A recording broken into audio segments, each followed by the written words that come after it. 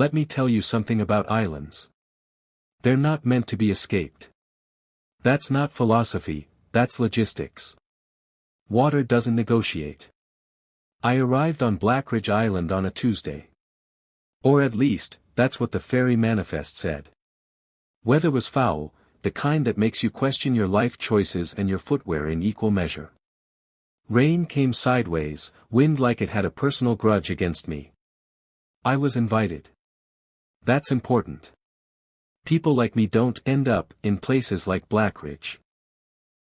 We're summoned. Quietly.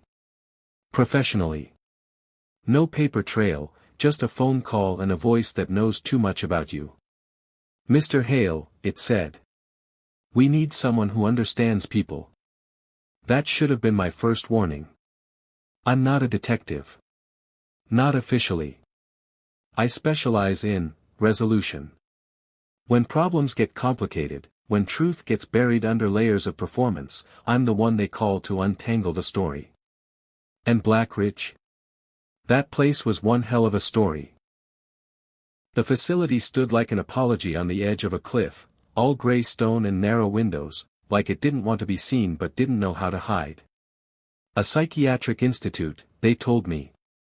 Private. Exclusive. Quiet. Too quiet. Dr. Voss met me at the gates. Tall man, precise.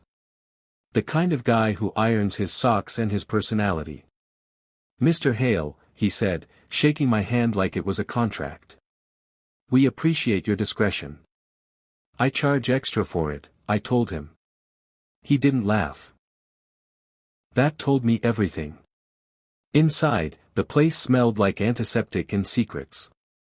Patients moved through the halls like ghosts who hadn't decided whether to stay or leave. No chaos. No shouting. Just stillness. That's worse, by the way. Noise is honest. Silence is curated. We sat in his office, oak desk, no family photos, not even a plant. A man who didn't believe in unnecessary attachments. There's a patient, he began. Highly unusual case. We need an external perspective. Translation? I asked. He doesn't believe he's a patient. I leaned back. That's not unusual. That's Tuesday. Dr. Voss smiled, thin, controlled. He believes he's an investigator. Claims he was brought here to uncover a conspiracy. Now that had flavor. And you want me to, what? Convince him otherwise? No, he said. We want you to observe him. Observe what? Whether he's pretending. That's when I realized something. This wasn't about the patient. This was about doubt. And doubt, my friend, is the most dangerous currency in the world. Name? I asked. Dr. Voss hesitated. Just for a second. Daniel Cross. I stood up. All right, doctor, I said. Let's meet your man who thinks he's me. Daniel Cross didn't look like a liar. That's the first problem. He sat in the common room, reading a book upside down. Not because he didn't know, because he didn't care. That kind of confidence. It's either madness, or certainty. Mr. Cross, I said, taking a seat across from him. He didn't look up. You're late, he replied. That caught my attention. Traffic, I said. There's no traffic on an island, he said calmly, flipping a page. I smiled. Then I suppose I'm just unprofessional. Now he looked at me. Sharp eyes. Too sharp. You're not unprofessional, he said. You're curious. That's why they brought you. I didn't like how quickly he sized me up. Funny, I said. They said the same about you. They told you I think I'm an investigator, he continued. Let me guess, they told you I'm delusional. Something like that. He leaned in. And you believed them? Not yet, I said. That was true. Belief is expensive. I don't spend it early. Good, he said. Because if you had, this conversation would already be over. I studied him. No twitching. No nervous tics. No cracks. Either he was the best actor I'd ever met. Or I was already behind. All right, Daniel, I said. Let's play your game. What's the conspiracy? He didn't answer immediately. Instead, he glanced around the room, not paranoid, just cautious. Then he spoke quietly. There is no Daniel Cross. I raised an eyebrow. Convenient. My name, he said, is irrelevant. What matters is this: I was brought here under false pretenses. Just like you. That made me pause. I came here willingly. He smiled. No one ever does. That line stayed with me. All right, I said. Then enlighten me. What's really going on? He leaned back, folding his hands. This facility, he said, isn't treating patients. Then what is it doing? He looked me dead in the eye. Testing reality. Now, I've heard some wild theories in my time. People claiming governments are run by lizards, that pigeons are surveillance drones, that time is a circle shaped like a croissant. But this? This felt different. Not because it made sense. Because he believed it without effort. Testing reality, I repeated. That's a big claim. They isolate individuals, he continued, strip away external anchors, no phones, no outside contact, then introduce controlled variables.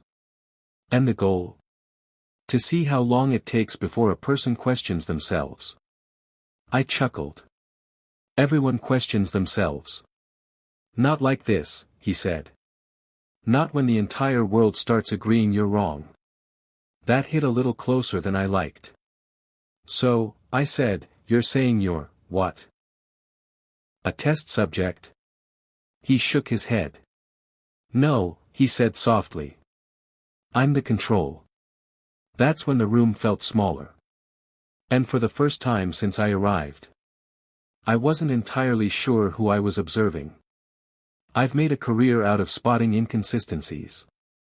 Little things. Details people forget to fake. And Blackridge? It was starting to slip.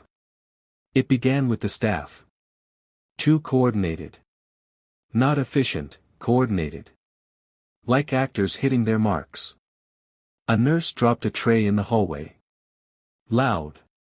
Sudden. Every head turned at the same time. Not natural. Synchronized. I started asking questions. Casual ones. Names, routines, how long they'd worked there. Answers were clean. Too clean. No hesitation. No variation. That's not how people talk. That's how scripts work. Then there was the map. Every facility has one. Fire exits, emergency routes, boring but necessary. Blackridge didn't. Security reasons, they said. That's when I knew something was wrong. Because the more they tried to control the narrative, the less believable it became. I went back to Daniel. Or whatever his name was. You said they're testing reality, I told him. Let's say I believe you. Why you? He shrugged.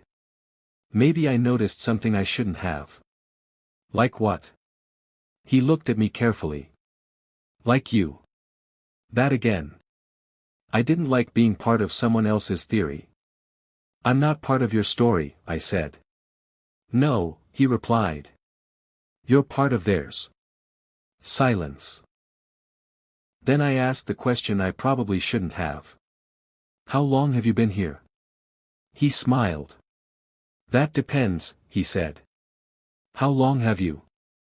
And just like that. The ground shifted. Because I realized something. I didn't know. Not exactly. The ferry ride felt recent. But memory's a funny thing. It edits. It rearranges. It fills gaps with confidence. And suddenly, I wasn't so confident. Dr. Voss invited me back to his office that evening. "You've been speaking with Mr. Cross," he said. "Hard to avoid," I replied. "And your assessment?" I sat down. "He's either delusional," I said, "or he's the only honest man on this island." Voss nodded slowly. "Interesting. That's not an answer," I added. "No," he agreed. "It's progress." I leaned forward. "You're running something here," I said. "And it's not therapy." He didn't deny it. That was the worst part. "You're here," he said calmly, "because you're uniquely qualified." For what? To experience the process. There it was. The reveal. Not dramatic. Not explosive. Just, inevitable. "You think I'm part of this?" I asked. "I know you are," he replied. I laughed. "You're telling me I'm a patient?" "I'm telling you," he said, "that you volunteered." "No," I said. "I don't think I did." "That's the point," he said. And suddenly, everything clicked into place. Or fell apart. Same difference. "You constructed a narrative," he continued. "A role. An identity. To navigate the environment." "An investigator," I muttered.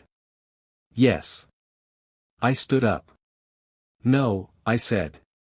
"That's not right." "Isn't it?" he asked. And here's the thing. I couldn't prove him wrong. That's the genius of it. Not control. Suggestion. Plant an idea. Let the mind do the rest. I walked out of that office.